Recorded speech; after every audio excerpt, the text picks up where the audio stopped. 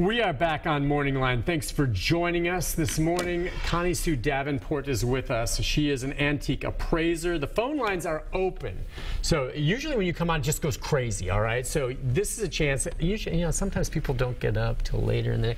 All I'm saying is you can get through now, 615-737-7587, if you have an inquiry about something perhaps that you think of value or something that most people when they call you, is it about something that's been passed down from one generation to the other? Yeah, the majority of them are. Some of them are, I got this thing at a sale last weekend. That is the one, again. We all like the treasure hunters that spring up and they find the long-lost original copy of the Declaration of Independence. Or they buy, and we're trying to get this. Amy Watson actually sent us a photograph that we'll see if we can get it up for you, but she emailed it to me, and you won't be able to see it, but it's a photograph of a painting she recently purchased. It's a portrait. You see lots of portraits. You took a look at it. I did.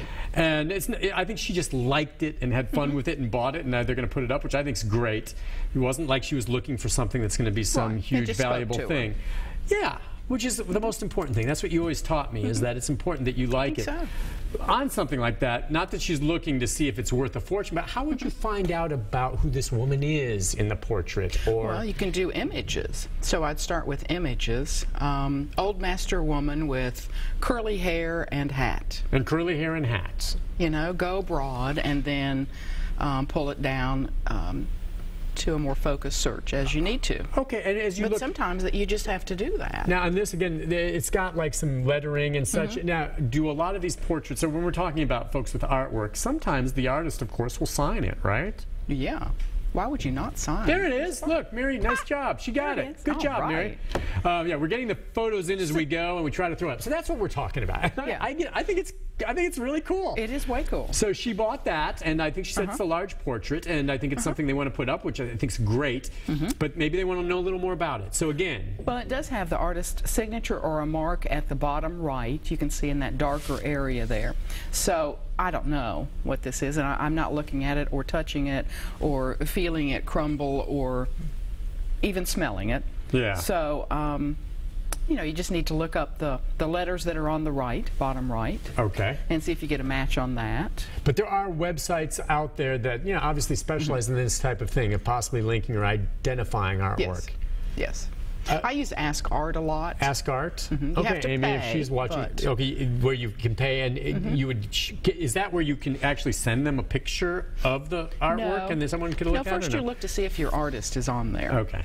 And if your artist is on Ask Art, you have crossed an important threshold, because that means that they are being bought and sold internationally. Oh, okay. So if it's listed on Ask Art, then it's probably a good chance that maybe this is a better-known artist that actually, whose work is sold. It doesn't guarantee value at all. It just means that people are watching this artist. Awesome. All right, we have another photo that was sent in. This is from Craig, and we'll put up his item, and I think he's actually on line one. So here it is. Take a look, and let's go to Craig. Craig, good morning. Thanks for sending that in. Good for you. Good morning. Thanks. How are y'all doing? Good. What do you got here, Craig? I have no idea. It's on like some kind of paper, thick paper, papyrus maybe. And on the left-hand side, where the blue is, that little dot, the little rectangle is like silver. So I don't know if it's kind of a seal. If I turn it over, it looks like it's part of a seal of some sort. Interesting. Where did you get it, or is it what kind of lettering? Yeah, what is the subject on there? I can't tell. I can't. Is it written in English? It looks like it. Yeah, like Queen's English or something. Oh. Okay. What does it look like on the back? Can you see the ink through the back of the paper? It has like a, excuse me, a signature, P.2. button. Have you looked that up? No, that's what I was going to do next. In fact, I appreciate you mentioning the website that you can go to and reference. So I'll try that next. But, I would do the name and a date. Kind of seal on the left-hand side with the little silver on it. I mean, significant. It might. Can you tell what the seal? There's a mark or an imprint on it. Can you tell what that is? I mean, they're words. I can make it out. D-V-I-N-P-E-N-C-I.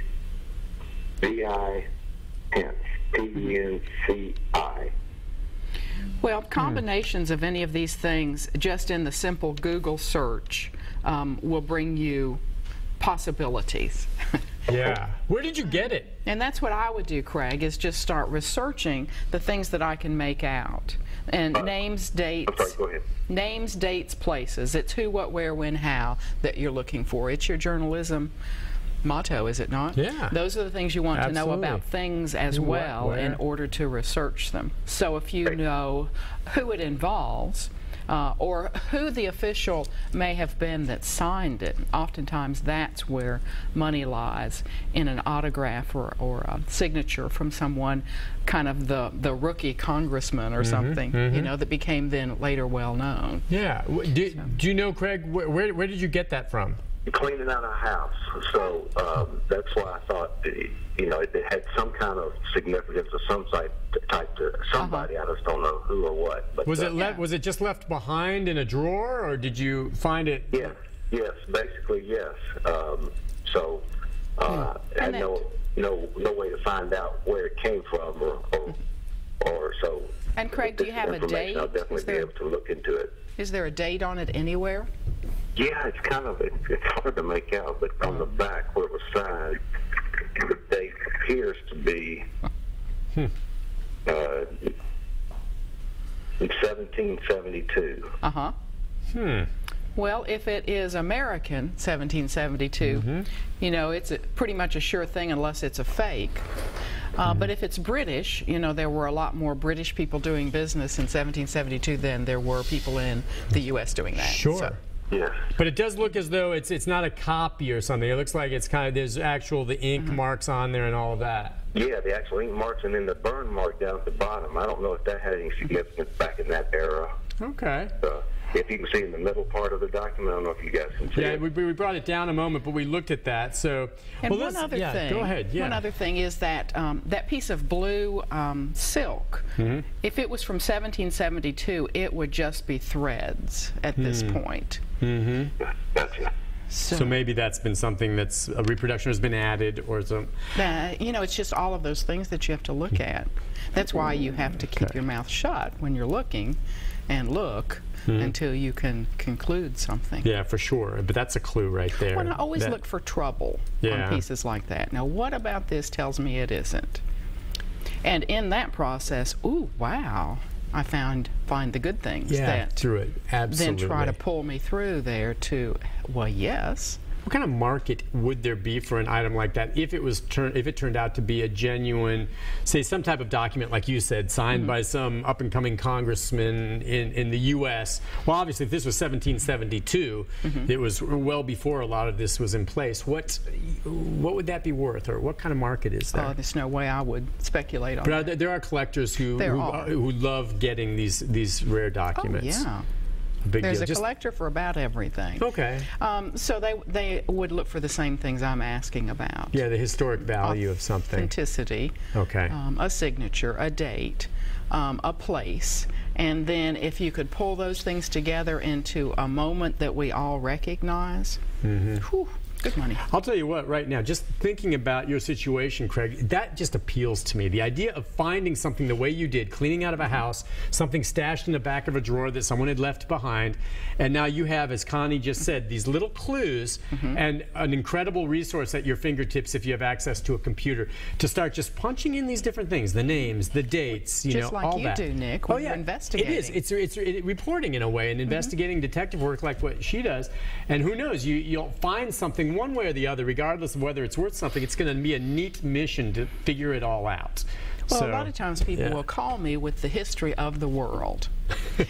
They have investigated their thing, you know, and they've been on it. You can lose, you know, a day and a half here, and they know about this thing. The thing they don't know, though, is what someone would pay for it. There you go. And so that's the question I try to answer. Yeah, I'll tell you, that's a day and a half well spent. If you're just spending the day on a weekend with something like this and learning something, and especially if it's historic, I just think that's awesome. Craig, good luck. And if you make some headway on that, let us know. Let's go next to Karen. Karen, good morning. Oh, hi. I have a question. It's a Disney changeable blocks puzzle. It's like a very old toy. It doesn't have a date on it, but I can tell that it's very old. It's like it's got these blocks, and each side has a picture, and then you put them all together to make a puzzle. So it's like, I don't know. Yeah. Well, you know what I'm talking about. Okay. Yeah. It has American writing on it, and it also has German writing on it. Oh. But like I said, it doesn't have a date on it. So I can look at it and tell that it's very old. Is it a Disney character? Disney character? Yes. It's got like one side is like a Peter Pan, and then the next side is a Dumbo picture, and then there's like Alice in Wonderland, and So, yeah, the older stuff. You know, so it had to be before like Cinderella, because there's no Cinderella on there. There is a Snow White picture, and there's a Winnie the Pooh picture. No, wait, there is a Cinderella. I'm looking at the German part. And the Jungle Book, Bambi. So the part that's written in German, is that on the front or the back, or? It is on the front. Okay. It's like on the top is in American. It says Walt Disney's changeable picture blocks, and then in the bottom, it's in German. Walt Disney's, however you say that in German, and then and it just says it makes 6 different pictures, and that's all it says. Well, here's how I would research that. Okay. I would simply in the Google. back it's writing, it's American and German right underneath it. Okay, all right. And this is, by the way, been something you've had in your family for years, or did you pick it up somewhere? It's been, my husband had it when we got married. We've been married for 15 years. I don't think he knows where it came from. It's just something that he had that I don't know where it came from, but I know it's been around for a long time. I can't find anything about it when I look online or go to eBay or whatever. I just can't. Yeah, I just don't find a lot of information about those kind of puzzles. Okay, well, listen up. She may have a couple suggestions, because it sounds like she's tried on puzzles. But I would think there's some kind of archive for Disney stuff. Here's what I would do. Okay. I would just do a broad Google search for German Disney puzzle. Okay, try that first. Maybe and go there. Yeah. German Disney puzzle. Because sometimes when I do things like that, it will link me to the UK eBay. And they may have this piece on there somewhere. All right. So finding the value of one piece, though, does not determine value. It just is, you found value on one piece. Right. So to do value, you've got to find multiple, sales offerings to determine what it might really be worth. And the value of something like that, if it is deemed to be worth something, it can then be predicated on the rarity, the condition it's in, and obviously the demand. And there's a large demand. There are a lot of people that collect Disney stuff. There are. So I mean that's in the realm anyway, as she explores that. But the Disney thing, like with all collectibles, is that the internet has shown us how much there is. So collectors have tended to purify their collections or accumulations. Because everything's available, why not buy the best? Yeah. Or the most perfect, or the most rare. So, the things that all of us could have, that we could buy at any store, the readily available pieces have gone down in value, but the more rare pieces have gone up. Okay. Does that make sense? No, it does. That makes sense. And Disney stuff, still there's it works that way. It works. So I see piles and piles and piles of Disney where people bought or accumulated everything they could find. If they see anything Disney at Goodwill or at any garage sale, or they'll go buy a hamburger from somebody that's offering Disney doodads, and they have massive collections. Yeah. Oftentimes worth not so much. It's those rare, first, peculiar, different, odd pieces that bring big bucks. Because there is so much. Disney knew it, and so much has been marketed, and I bet you there's counterfeit stuff out there too. Yeah. Disney cracks down on it if they catch wind of it. They do. But they do. I mean, I'm just saying there's all kinds of items. You know what, as we go to the break, you know what I've done? Okay, my son was a Happy Meal guy, okay? And as he got older, he still liked Happy Meals, but he stopped with the toys. And I know you're going to laugh at me, but I've got 2 hefty bags full of Happy Meal toys. And they're still in the package. And guess what? I guarantee you I'm probably the only one in the country that's done that, and it's in my crawl space, and years from now, I'm not saving them to sell. I'm saving them from years from now when I'm some old guy walking around the neighborhood and the little kids are playing, the neighbors. I'm going to give them their Happy Meal toys. And they're going to go, wow, what is this from the old days?